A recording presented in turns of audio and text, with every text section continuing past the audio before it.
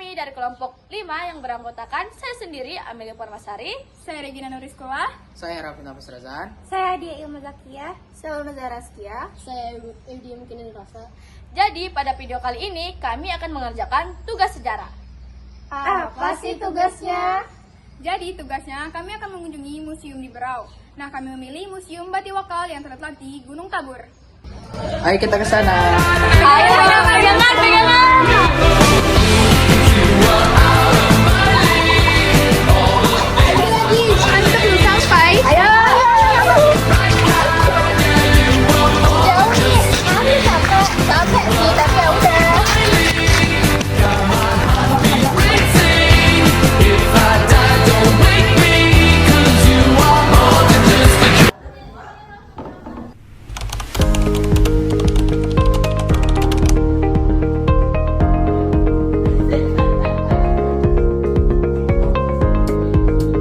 Di ruang pertama ini kita bisa melihat ada foto Raja ke-8 Tabur.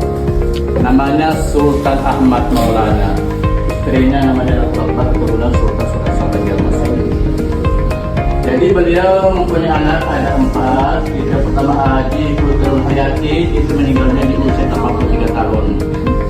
Yang nomor 2 Haji Putri Nurong Aini, meninggalnya di usia 108 tahun 2020. Yang ketiga Haji Putri Kandi Barau Sanifa, meninggalnya di usia tahun 2016. Nah, sedangkan yang terakhir Raja Muda Haji Badrul Jaman, meninggalnya di usia 18 tahun. Di usia 18 tahun sudah diangkat dia menjadi raja.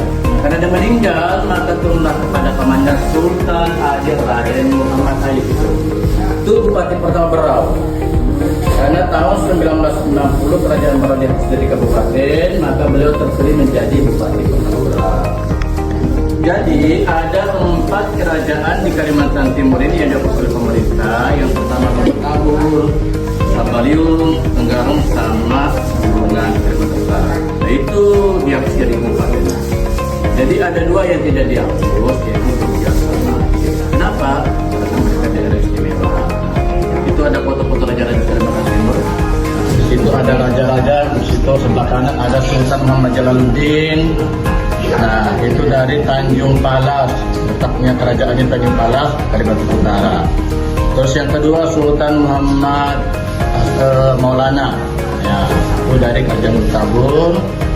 Terus Sultan Muhammad Haji Perkasut Tenggarong, baru Sultan Muhammad Aminuddin Sabaliung. Jadi dalam ini ada 4 kerajaan. Ini foto bersama suatu penyerahan kedaulatan Belanda ke Republik Indonesia tahun 1949. Boleh tanya-tanya lah, sambil tanya-tanya.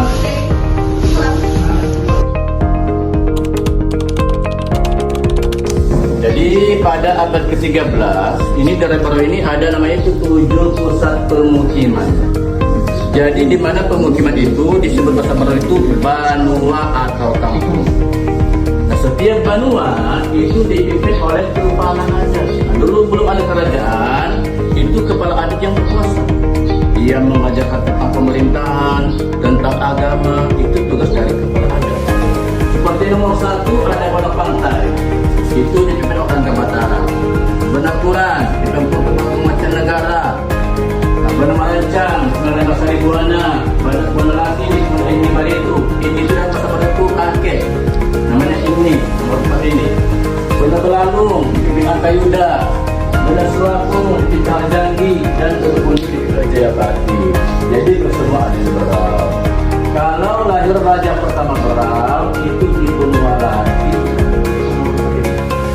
Nah, biasanya seorang raja itu lahir dari kerajaan seperti itu. Tapi kalau menurut sejarah atau legenda, Raja Berau ini diketemukan oleh kakek Baritu di belakang Batu.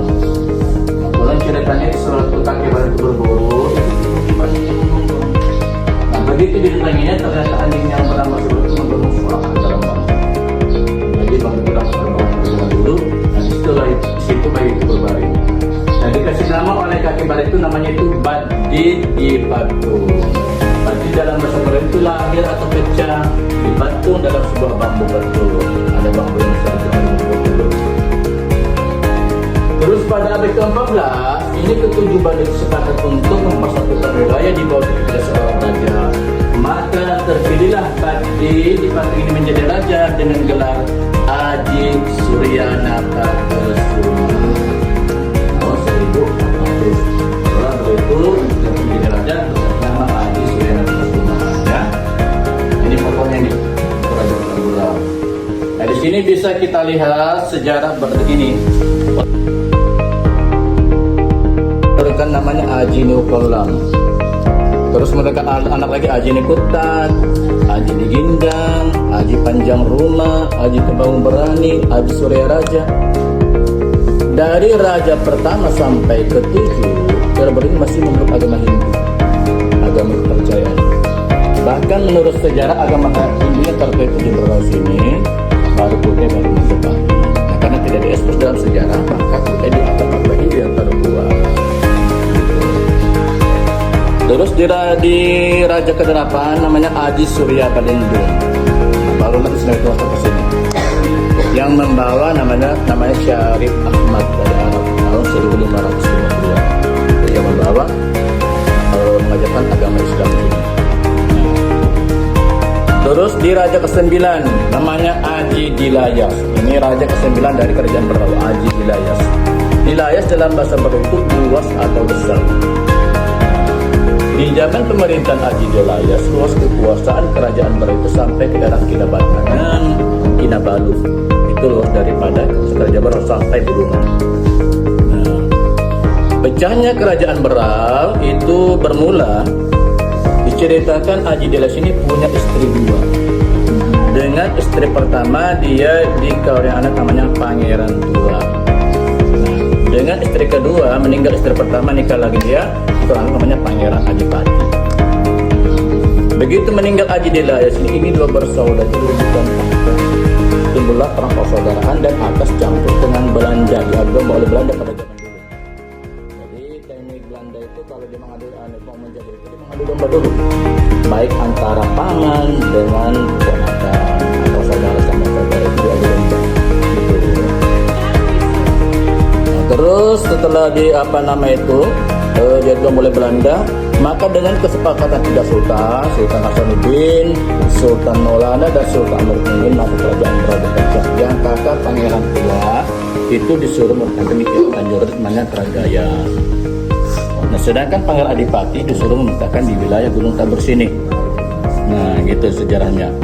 Nah, begitu Pangeran Tua meninggal, maka turunlah kepada anaknya namanya Raja Alam. Nah, Raja Alam ini penantang Belanda pada zaman dulu, nggak mau tunduk kepada Belanda. Akhirnya Raja Alam itu mengadakan perlawanan kepada pihak Belanda. Nah, setelah itu Raja Alam melawan perang Belanda, maka pihak Belanda juga mengadakan taktik dengan cara seolah-olah mau bekerja sama Raja Alam. Ternyata tidak, ditipu oleh Belanda, maka ditangkaplah Raja Alam itu, diasingkanlah ke Makassar tahun 1835. Nah, sedangkan tahun 1837 Raja Alam itu kembali ke sini atas permintaan Pangeran Adipati kepada Belanda, meminta Belanda supaya keponakan itu pindahkan ke sini. Nah, akhirnya Raja Alam itu mendirikan kerajaan baru di Sambaliyung. Itu setelah pulangnya dari pembuangan. Nah, gitu. Terus batas kekuasaan mereka itu sebelah kanan Sungai Segah sampai ke Serpante Tanjung Batu, kekuasaan kerajaan Gunung Tabur. Sebelah kiri Sungai Kelai sampai ke Serpante Tanjung Mangkaliat, kekuasaan daripada kerajaan Sambaliyung.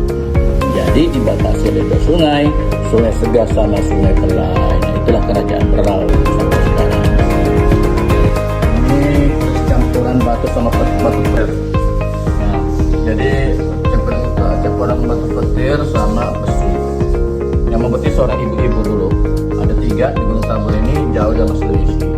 Nah, di sini ada samurai Jepang. Itu samurai arah kiri, samurai yang dipakai khusus bunuh diri. Jadi Jepang itu untuk apabila dia menanggung rasa malu atau dalam terdesak, maka sebelum dia dibunuh oleh orang lain maka dibunuh dia langsung. Itu lebih terhormat menurut balik mereka. Nah, ini tongkat Haji Datuk Raja tahun 1910. Ini ada pedang Cina. Nah, ini badik senjata orang Bugis. Ini tongkat Soekarno aplikasinya. Nah, ini telur emas tidak itu. Sebenarnya telur emas apa nama saja. Ini yang telur ini. Jadi apabila penggantian suatu kepala daerah, maka dikasihlah tongkat sama telur itu. Jadi tongkat sebagai tanda kepemimpinan, telur ini adalah daerah yang dipimpinnya. Kukres, Kuskunjang, terus ada Mandau suku Dayak sama Berau. Jadi untuk membedakan mana Mandau suku Dayak sama Mandau suku Balua, kita melihat daripada motif ukiran. Kalau kiranya berbentuk hewan, itu berarti Mandau Dayak. Kalau kiranya berbentuk tumbuhan, berarti orang Berau yang punya kesukuan. Gitu. Jadi kita melihat daripada motif ukirannya saja untuk membedakan, karena Mandau itu sama bentuknya.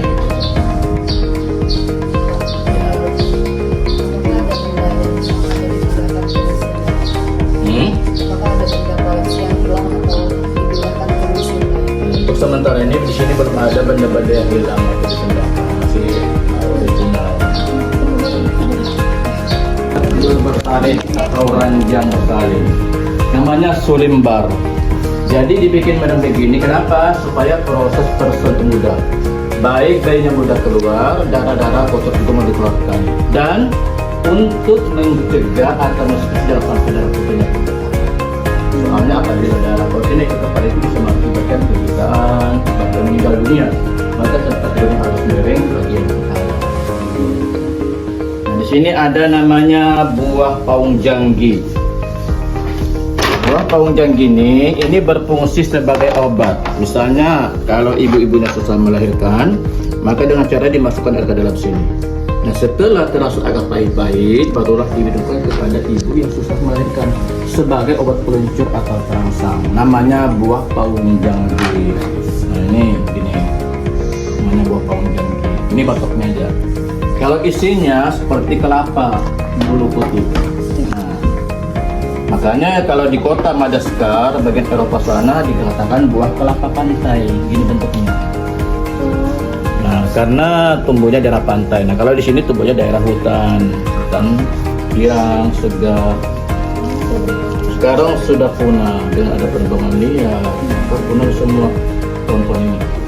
Pohon-pohon bojang ini, bojang ini. Nah, ini ayunan atau umbang. Nah, minimal bayi yang dimasukkan ini itu setelah 1 minggu pasca melahirkan. Jadi yang memasukkan bayi ke dalam ayunan ini adalah sesepuh yang sudah berusia lanjut. Misalnya 70 tahun, 80 tahun. Nah, kenapa? Filosofinya supaya bayi yang dimasukkan ini panjang umurnya seperti ibu tadi yang memasukkan itu. Itu filosofinya. Jadi makanya yang memasukkan ini adalah ibu-ibu yang sudah berusia lanjut dan minimal adalah 7 orang. Harus 7 ini sarung ini. Jadi setelah bergantian ambil bayinya masuk 1 sampai 7 orang yang nenek tadi ibu yang sudah berusia lanjut. Nah, di situ ada timbangan bayi. Jadi di mana bayi yang termina pada bulan Safar Hijriah. Ceritanya anak yang lahir di bulan Safar ini pembawaan otaknya itu keras, suka pemarah, ibunya tinggi, maka ditimbang dengan buah yang dingin-dingin. Kenapa? Supaya kelak dewasanya berkurang sifat itu yang tadi. Keturunan Mesir dan ada keturunan Solo, Surakarta. Makanya gelar kebangsawan yang di sini juga ada 3. Haji, Raden, Syarif. Kalau Haji dari Kalimantan, Radennya dari Jawa, Syarifnya dari Arab.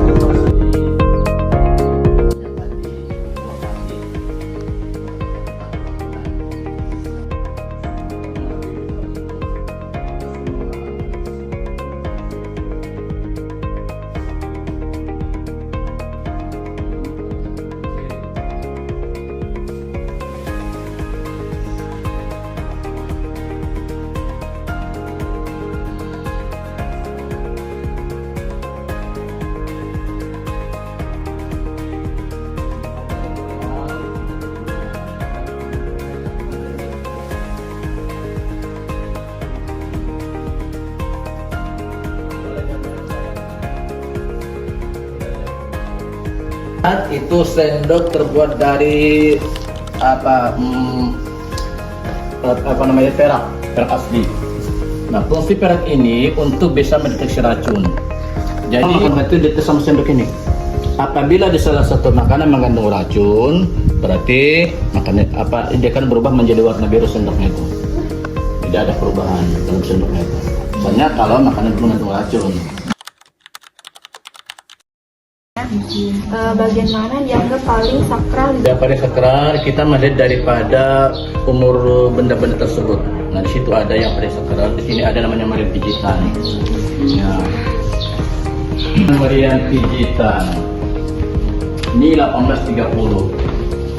Jadi yang membuat ini namanya si petani tahun 1830. Jadi si petani ini dengan dibantu dua anak muridnya. Jadi anak muridnya sudah menyalakan api. Nah setelah apinya nyala, baru si petani mulai memanaskan besi ini sampai mengejar.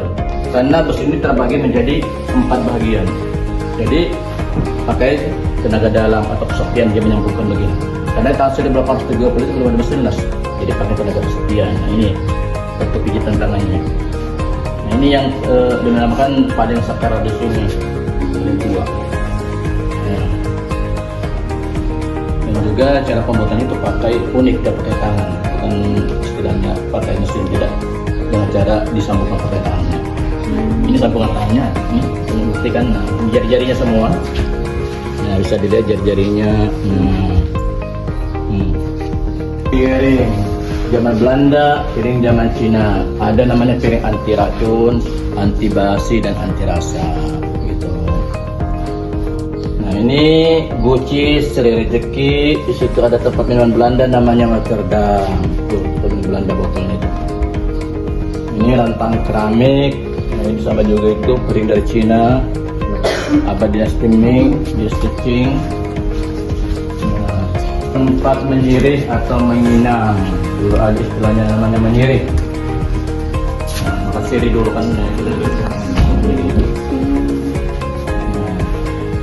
kenapa dulu itu orang-orang nenek-nenek kita dulu pakai menyirih atau menginang? Karena di zaman Belanda, zaman Jepang, apabila ada anak-anak gadis mereka tidak menyirih atau menginang, maka diculik oleh Belanda di awal Belanda dan di Jepang. Nah, diambilnya. Nah ini benda perlengkapan upacara adat pernikahan. Nah di sini tempat wadah, kita membuka makan makanan. Ini tempat duitnya, atau mahar. Nah, ini tempat perhiasan, namanya peti besar. Gitu. Mainan bangsawan. Namanya wala sugi wala ganji. Apakah senjata tersebut digunakan dalam acara adat tertentu? Kalau meriam pijitan ini belum sempat dipergunakan oleh si petani tadi. Jadi sewaktu mau dipergunakannya, mau istilahnya tujuan si petani membuat meriam ini untuk menyerang penjajah atau Belanda pada zaman dulu. Karena ditahu oleh Sultan, dilarang oleh Sultan, bilangnya tidak boleh kita menyerang sendiri, harus sama-sama. Jadi maka disuruh Sultan lah angkat ke sini. Bagi-bagi itu memiliki maksud tertentu. Oh, kalau kita melihat dari motifnya, ini biasanya itu motif apa namanya itu padi, ya. Buah padi memang motifnya itu. Ya. Sama dengan seperti ini. Nah ini namanya itu kita itu motifnya motif padi juga, ada 5 padinya. Nah itu melambangkan tentang agama kita. Nah itu kerukunan agama kita, itu ada 5 itu. Atau tali sadat itu, makanya ada buahnya 5 biji. Nah itu motif padi juga itu. Nah, gitu. Jadi kira-kira itu motifnya padi, buah padi, melambangkan tentang kerukunan Islam. Ini namanya tempat penggunaan baik ini tuh apa Pak? Baik. Nah peludahan ini, jadi dulu ada istilah namanya menginang atau menyirih. Jadi setiap ibu-ibu pasti meludah ke sini. Nah, kalau raja fungsinya ada. Misalnya raja itu memutuskan suatu perkara, misalnya hukum mati, maka dia beludah ke situ. Nah, kalau dia sudah beludah itu berarti tidak boleh ada lagi yang tawar-menawar istilahnya. Jadi sebagai tanda keputusan yang terakhir, mutlak gitu. Jadi itu fungsi peludahan itu di zaman kerajaan.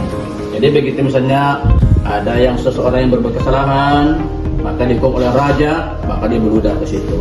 Nah, apabila dia sudah meludah maka tidak ada tahu menawar. Jadi kalau aku pancung maka aku pancung. Itu maka sebagai tanda kebukaan atau. Ini kayak apa sih dan fungsinya sebenarnya? Nah ini namanya itu apa namanya itu? Kalau bilang kami itu cindai. Jadi untuk penutup apa namanya tirai ini? Ya tirai ini tempat perkawinan ini atau mingit. Nah gitu.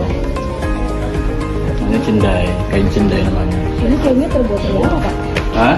Terbuat dari Ini termasuk istilahnya terbuat dari kain songket gitu bang. Saya ingin bertanya, siapa yang biasanya membantu proses persalinan itu tuh keluarga atau orang-orang khusus? Biasanya kan ada namanya itu tugasnya, itu namanya dukun beranak. Nah itu misalnya itu tidak istilah orang rata, tidak orang masyarakat biasa bisa. Yang penting dia bisa melahirkan atau membantu proses persalinan itu, namanya dukun beranak pada zaman dulu. Nah sekarang kan ada namanya bidan, kalau dulu namanya dukun beranak. Nah ini namanya undam, tempat mandi-mandi menuju bulanan bagi ibu-ibu yang mengandung selama 7 bulan. Jadi diisi minimal itu kembang 7 rupa juga sini. Nah untuk setelah itu dimandikan barulah dibacakan doa-doa supaya nanti proses persalinan itu mudah lancar gitu. Ya. Saya mau bertanya, kan ada keraton Minangkabau kan ada pernah terjadi tragedi pembunuhan. Nah, pasti kan masih ada sisa keluarga kerajaan Minangkabau yang masih hidup. Nah, kalau baik. Tinggalnya itu masih di sini. Kalau masalah anak cucu-cucu mereka masih ada di sini. Seperti tadi yang baru meninggal itu Haji Bahrul Hadi. Nah, Ralina itu sudah meninggal itu. Itu keturunan dan masih ada cucu-cucunya di sini di wilayah-wilayah ini. Ada 17 kerabat lagi yang masih ada. Nah, ada 17 kerabat kesultanan atau kerajaan yang masih ada sekarang. Nah, anak cucu mereka ya. Ya, tinggal sekitar sini, daerah RT 6, RT 1 masih ada gitu. Maksudnya di wilayah kota sini masih ada. Ya. Sejarah bentuknya museum Batu Wakal gimana? Sejarah museum terbentuknya apa itu kan sejarahnya ini begitu nih museum ini terbakar maka didirikanlah museum ini. Jadi awalnya memang keraton diserahkan oleh ketiga putri menjadilah museum. Tahun 1992 disahkan oleh gubernur kita Muhammad Ardan, Museum Bati Wakal gitu.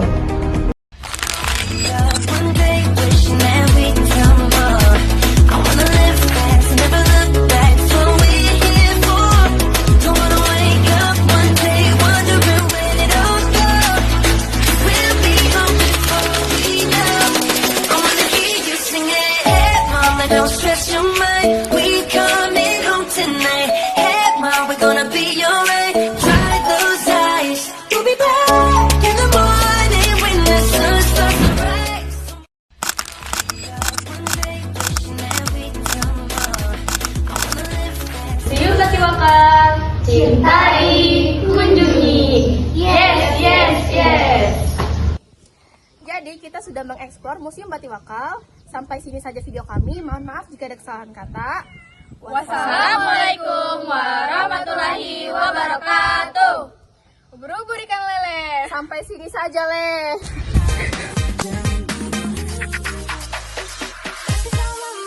Aja tuh bertemu, kapan dan di mana? Esok lusa